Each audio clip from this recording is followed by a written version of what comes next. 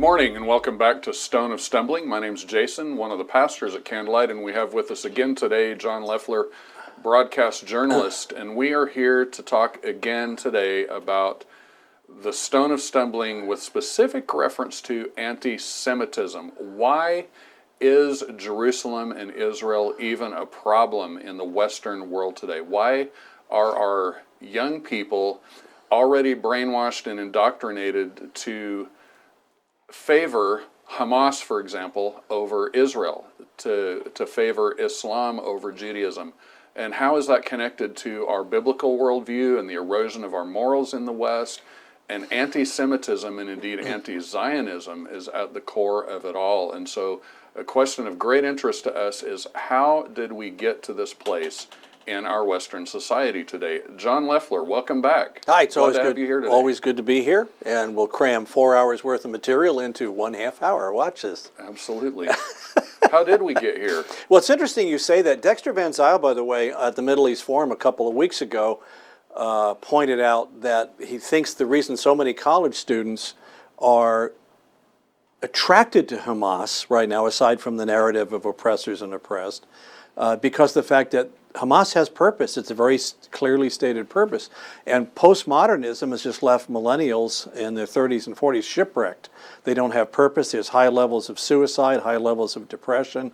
And the Gen Zers coming in are rebelling against the postmodernism of their parents because they've seen it in action. So anything that work. feels like moral clarity is compelling, even if it's Hamas. Even if it's Hamas. And remember, it was the millennials that react against, and millennials are largely postmoderns. That's the way they were raised. It's not their fault. It's the way they were taught. They're not stupid, but they are uneducated. Even if they went to 4 years of college, they're still uneducated because they were given a very specific diet of glop, is what I call it, that just simply isn't true. Like Ronald Reagan said, they know so much that they really don't know. That isn't so. Yeah, something like that. The problem isn't that they don't know much. It's that they know so much that just isn't so. That just isn't so. He was always good at that with words. It was amazing, And I remember the time I interviewed him, I was a young reporter. It was about 19, 20 years, and I got this exclusive with Governor Reagan before he became president, right?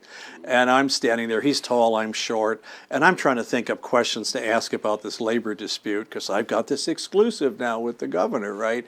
And the only thing I could think of, staring into his face that you'd seen many times on the TV, is, my gosh, you've got a lot of wrinkles. So anyway, but all of that aside, I really thought we needed to step back because we are where we are, and it was intentional over 100 years of various activists. Why is it that we can't tell good from bad, or everybody has different definitions of good or bad? When we come to the conflict in the Middle East, why is it we can't seem to determine who the good guys are and who the bad guys are? Why is it the Christian faith is eroding so rapidly among youth? And for years and years and years, pastors just watched it, well, what's that little thing going through there? And they thought that if they changed the music or had more pizza parties or lock-ins or youth events, they'd get the youth. No, it was a fundamental change, which Let me make it worse. Let's just get more people saved. Well, yeah, exactly. Something along those lines. And key to that, by the way, is, we hear that if you look back over the education literature, if we have time, we'll do it today. Maybe in the next episode we'll do it. But where the educrats, and these are the bureaucrats way at the top within the think tanks and the U.S. Department of Education and related United Nations organizations like UNESCO, etc., they were always saying we needed to get kids away from the poisonous ideas of their parents and their teachers and teach them to be new global citizens and world citizens. I think I remember reading that Woodrow Wilson's plan was to deprogram, to rescue a child from the ideas of his parents. And he was one of the earlier humanists and very much opposed to the U.S. Constitution, even though he took an oath to uphold it. But he wanted to see it abolished and a new socialist program be put in. And of course, his éminence grise, as we would call it, the black cardinal behind him was Colonel Edward Mandell House, who was instrumental in founding Well, first of all, the League of Nations, which failed. House believed we needed a global government, and then subsequently working towards the United Nations and those transitions. So Which today, became very interesting vis-a-vis Zionism. and that's correct, because that was always lurking in the background. The development in the 20th century, which we just really need to cover right now, it has about 5 different streams. And that was developing at the very same time that Zionism, both Christian and Jewish Zionism, was all forming itself together.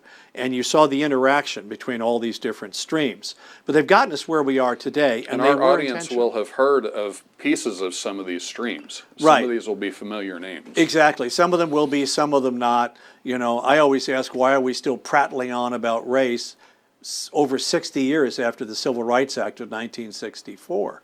And I remember I was teaching assistant at an all-black high school in the South in 1972. So I saw the South and its racial issues very shortly, just a few years after the Civil Rights Movement. And then I was doing documentary work in the South in the 80s. I saw it again. And then I saw it recently because one of my kids was going to school there. I said, we've made huge progress. But why are there still problems within these racial subgroups? And the answer again is it was intentional. It was planned. So I guess we need to look at the 5 streams and see how we actually got where we are. So any thoughts before we head into that? Well, and my interest in this includes how this has impacted the church, because we're going to find that while the 5 streams have infected the culture and thus swamped the church, at the same time, the church has also had its own anti-Israel problem, and the outside and the inside influences end up dovetailing. So, but these 5 streams are very important because our young people, especially, this is the water they swim in. Right. What you're about to unpack, they've been drenched in it, but they don't know it. The fish does not know it's in water. That's right. So the first stream was secular humanism. We've talked a lot about that in the past. John Dewey was the father of American public education. He went to the Soviet Union. By the way, same guy, Dewey Decimal System, that guy. Okay, right? so yes, but remember that just because somebody makes positive contributions doesn't mean their overall philosophy was wholesome. And he went to the Soviet Union to see how Stalin brainwashed Russia's children, and brought that methodology back here and began introducing it into the teachers' colleges. If you had to point the finger at one particular thing over the last 75 years, it's the teachers' colleges and what was taught to new teachers to teach in the public school system.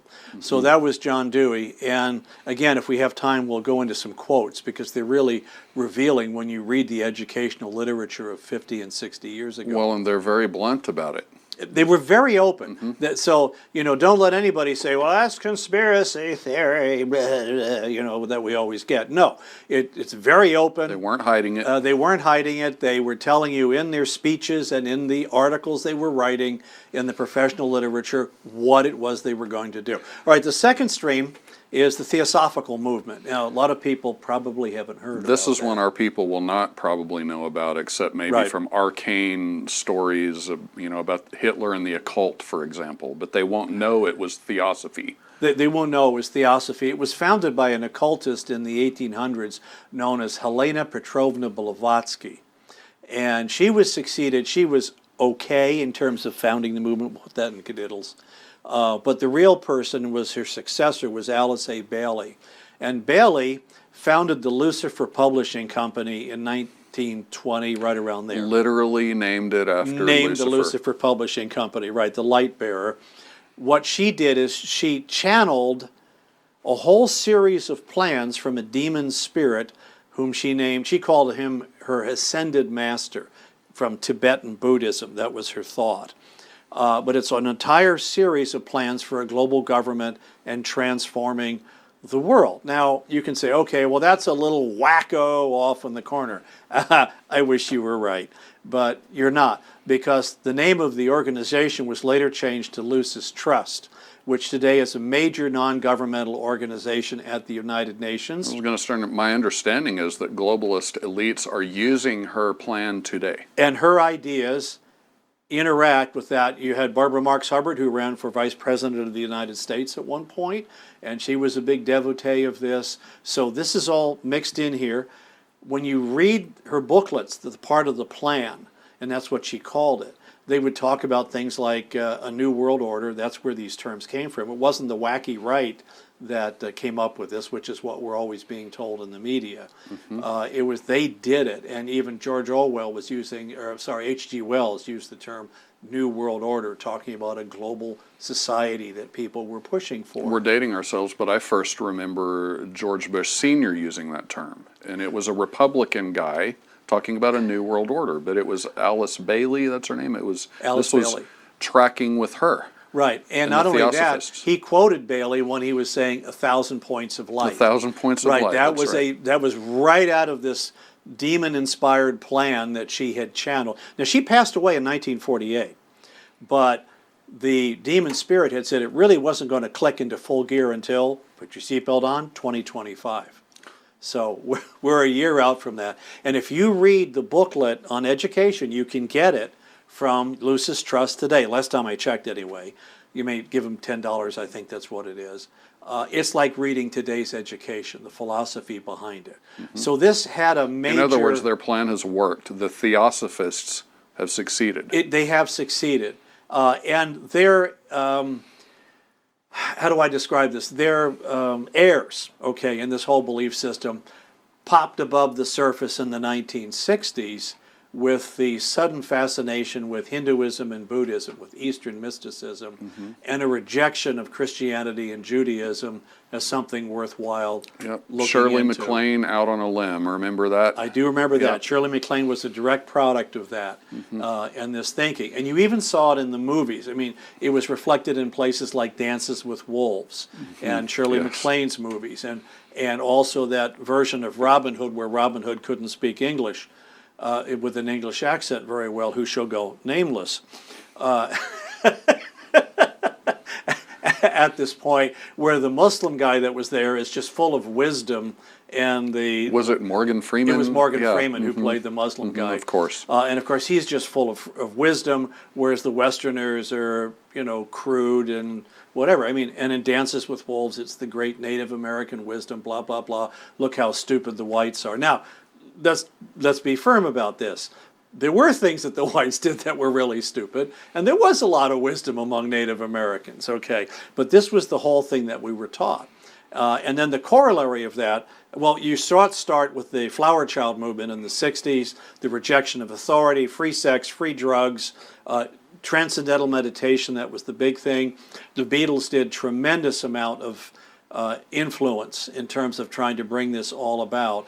And then that would transform itself about 20 years later into the New Age movement. Okay. And the New Age movement was the descent from Alice Bailey's occultic thought, and began to see the New Age of Aquarius, although the original idea of Aquarius came out in the 60s when we were going to transform ourselves into this new great global institution. That was Barbara Marx Hubbard's belief. So here you had somebody running for president of the United States, or vice president, who believed in all of this stuff and had this great vision for that. Just as a little side note, and I know you're about to move on to the next stream, which is the Frankfurt School, but what strikes me is that my parents were among the 60s people who then played the Beatles for me, and I remember Imagine No Religion.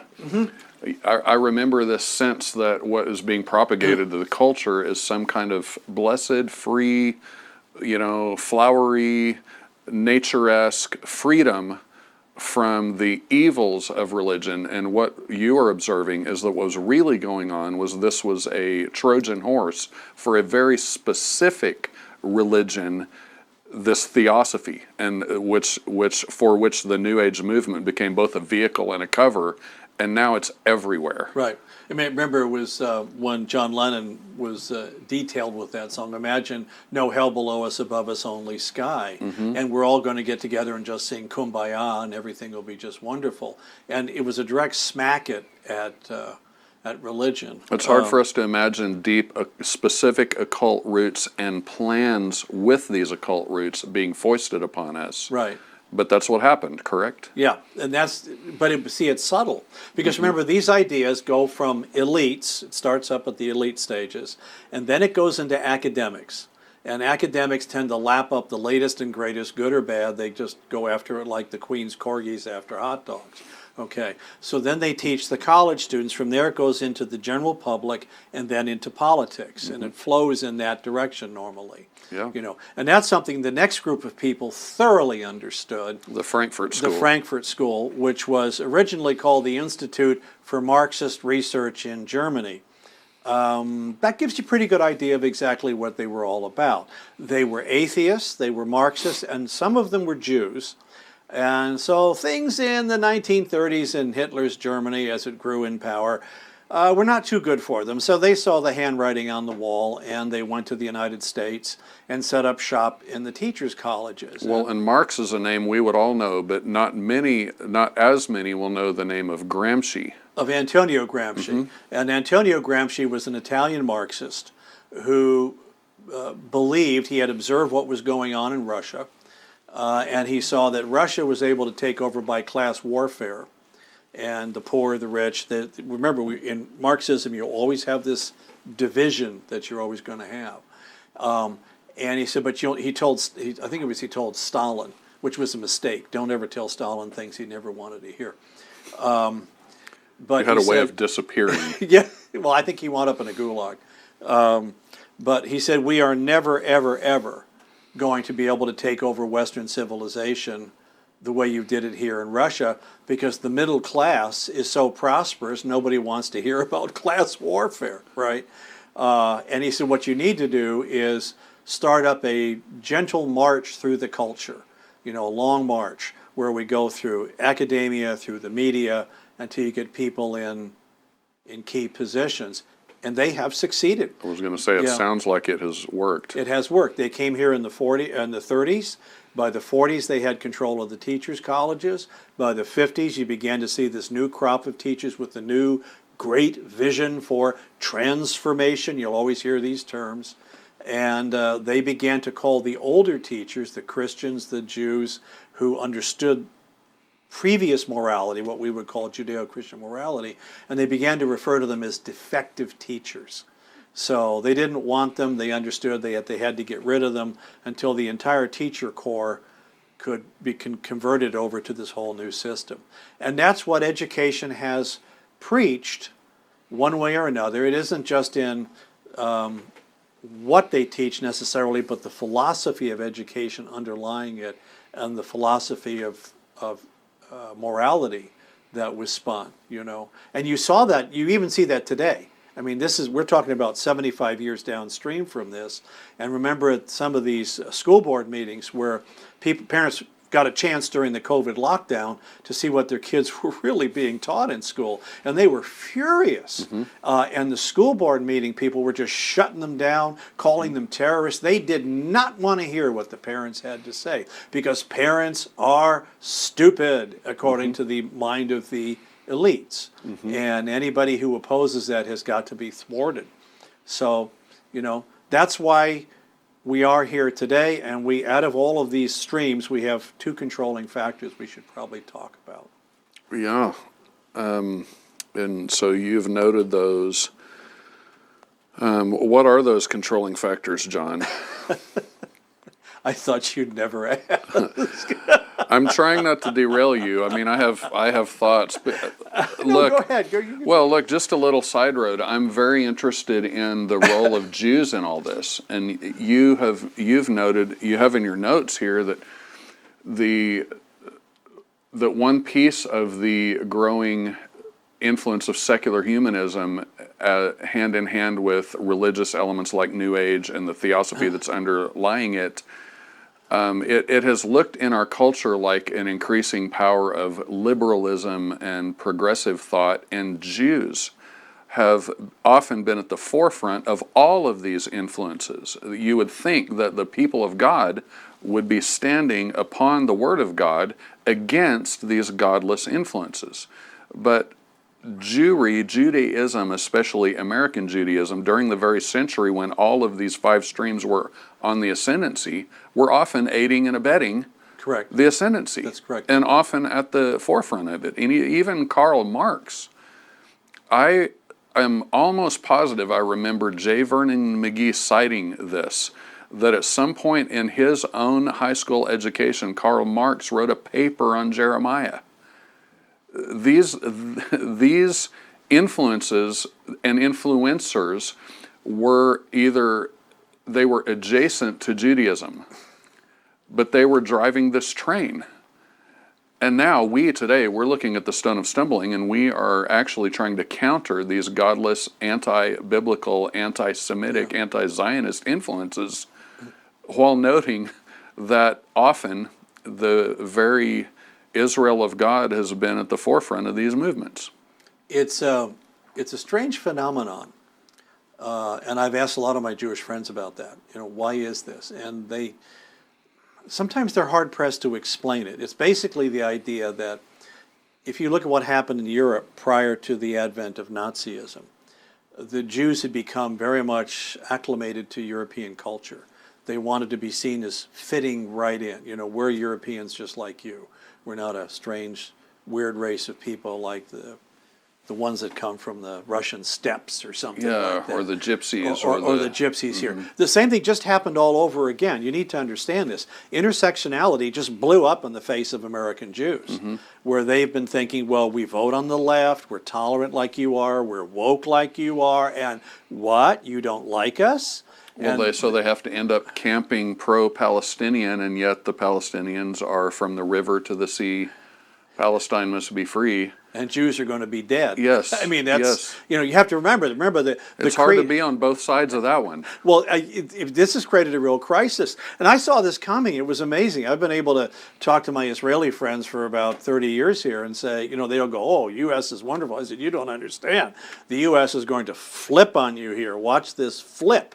And it's going to catch everybody by surprise. As we see right now. As we see right now. And now they're trying to figure out which way we go. As Paul said when he got back from Israel, the Jews of Israel are all not disillusioned, but bewildered. That's the best way to put it. And he said they're all reading Psalms. He said you go into shops and they're all trying to figure out what this is all about. And that's because, once again, the ideas of progressivism, which have been also predominant in Israel in terms of the peace process, just blew up in their faces. Yes. And they know that, and it doesn't work, Yes. So if we look at it, here's why. Now, this is what's dragging us along as a culture and why we're divided.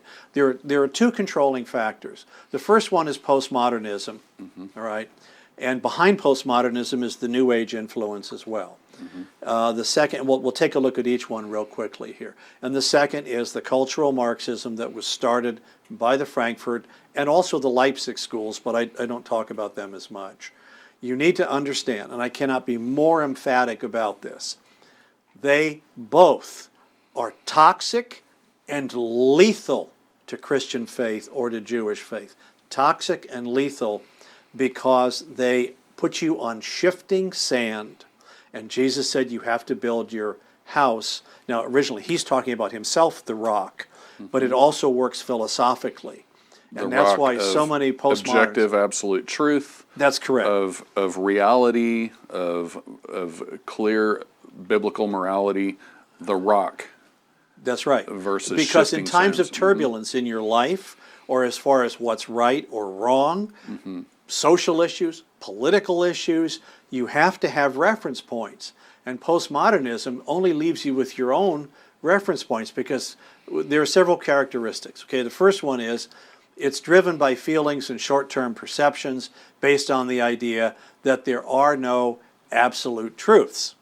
Okay, this was except the absolute truth that there are no absolutes. But see, don't bring those things up. For Pete's sake, keep those out of the argument, okay? All right, you're right about that. All right, because they'll say, well, okay, I challenged a guy with this because he says, well, there are no absolute truths. I said, do you believe that absolutely? And of course, no matter how he answers, he's dead in the water on this one. So he said, well, there's one rule, and that is there is no absolute truth. He said, that's the only absolute truth. There you're getting some honesty. You're getting some honesty, but then you go, well, who says? I mean, where did you get that? That's right. But out of this non-absolute truth, it says we all generate, this is characteristic number 2, we generate our own truths and reality and morality. Okay? And of course, what they were saying for decades since the 1960s are, don't push your values on anybody else, especially when it came to abortion, because I have my truth, you have your truth, and just I'll leave you in your truth, you leave me mine. Now notice, everything they preached at us for 30 years, we've just gone 180, we've flipped. Now they're pushing those values and insisting, that people should adhere to their values. And by the way, people who say there are no absolute values, they don't really believe that. The professors who preach that, they don't really believe that, and I can prove it. Just threaten to reduce their salary by 1/2. Yeah. My truth is, this is a good thing. Wait till the howling and screaming quits, and you'll do it. Yeah. Or put a blindfold on them and make them walk across Highway 95 out here blindfolded. See if they'll do that. And they won't, because they know it's either them or the semi-truck. I think a bunch of preachers were debating this, and somebody said they don't believe in absolute morality. And I think it was Sproul, R.C. Sproul, that said, just steal his wallet. Yes, exactly. I've said the same thing. Just take his wallet, and you'll find out. No, he believes it's right and wrong. It's really good. Reach into his back pocket, steal his wallet, and he gets really upset for 2 reasons. You have violated his personal space. That's the first thing, right? And second of all, you took his wallet, which he absolutely believes is his.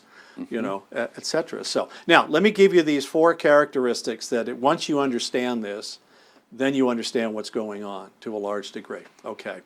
Number 1, postmodern thought is relative. We talked about that. It goes with the Overton window, whatever society says today is good, so and so. Both the left and the right move. Both move along with this, and we've been going in one direction. Okay. So it's relative, which means here's point number 2. It's constantly changing. We are, and you see this today. What they told us last week is different than what they tell us this week, but we're all expected to march in lockstep and yell Zeke Heil or something. It's a global ice age. Wait, it's global warming. Wait, it's global climate change. Correct. Yep. So as a result of that, this is where it gets interesting. It's self-contradicting. That's point number 3. So it's relative, always changing, but self-contradicting. You find this group slamming into that group's ideas, the wallet. Okay, but we do it on a grander scale with medicine and with morals and with law and everything. So it's self-contradicting, and they just keep negating themselves left and right. And so the only glue that holds it together is point number 4, is group consensus. And that's important, that they pronounce to us which oppressors are oppressors and which oppressed are oppressed, and we're all expected to march in lockstep with this. Notice that they're pushing their values on us now, even though they told us they shouldn't push their values on us. And intersectionality is simply an effort to deal with all the contradicting claims towards being an oppressed or an oppressor, blah, blah, blah, blah, blah, back and forth. And the fact that you have an oppressor and oppressed is because of the Marxism that's involved. See, so that's where postmodernism and Marxism both come together. And they have to do that because they have to put a lid on all the chaos that's being caused by everybody making up their own ideas and self-contradictions. It enforces conformity of thought, and that to enforce unity, and discourages dissent by shaming, canceling, firing, doxing, debanking, and all the other penalties being used today. There's no difference, Jason, between this and the shaming system and tracking and penalties being used in communist China today. They have to make you shut up. And heaven forbid you should use logic and reason, because that infuriates them even more when they can't respond to what you're saying. But John, we're about to run out of time in this episode today, but we've just gotten started, and I wonder if you could kind of nudge us in the right direction and set the table for us. Where would we begin to get some footing on where to go from here? We've tracked how bad this is and how long this march has been to get here. And we're going to have to help our people find some footing. And we know what the answer is. It's the Word of God. That's a good start. But with specific reference to the stone of stumbling, we are teaching the antidote to all of this in the Bible.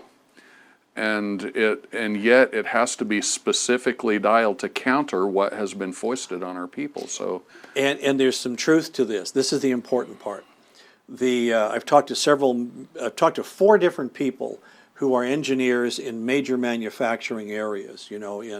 At Boeing Aircraft, Rockwell, other places where they Kaiser, where they have large infrastructure. And they said trying to deal with millennials is a nightmare because their relative values have them all over the place. They've made a mess of stuff. The companies are bringing the older engineers back in to straighten up the mess, and 2 of them have told me we couldn't even correct the millennials in their 30s. They just had no idea how to deal with this. They had to fire them all. And they said, but the ones who are lapping up what they have to teach are the Gen Zs now, who have seen the foibles of their parents up here in the 30s and 40s. They want nothing of that. They want purpose and someone who gives them direction and rights and wrongs. And you are absolutely correct, Jason, in that the Word of God offers that solid basis. And even for the people that are in the 30s and 40s who are sort of lost, if you give them an answer, they may be there. So this is a real important opportunity. The church, Ken Ham pointed this out. The church watched this whole revolution go through for over 40 years and sat there going, well, what do you suppose that is? As 60 to 80% of the youth were being drained out of the churches. Yep. And they did not respond. As a matter of fact, they oftentimes joined the wrong side. It was like you were talking about. As Ken Ham noted in the title of his books, by the time we noticed it, they were already gone. They were already gone, exactly. Yep. So that's the hope, but we need to talk about that maybe next time, as well as what cultural Marxism has done.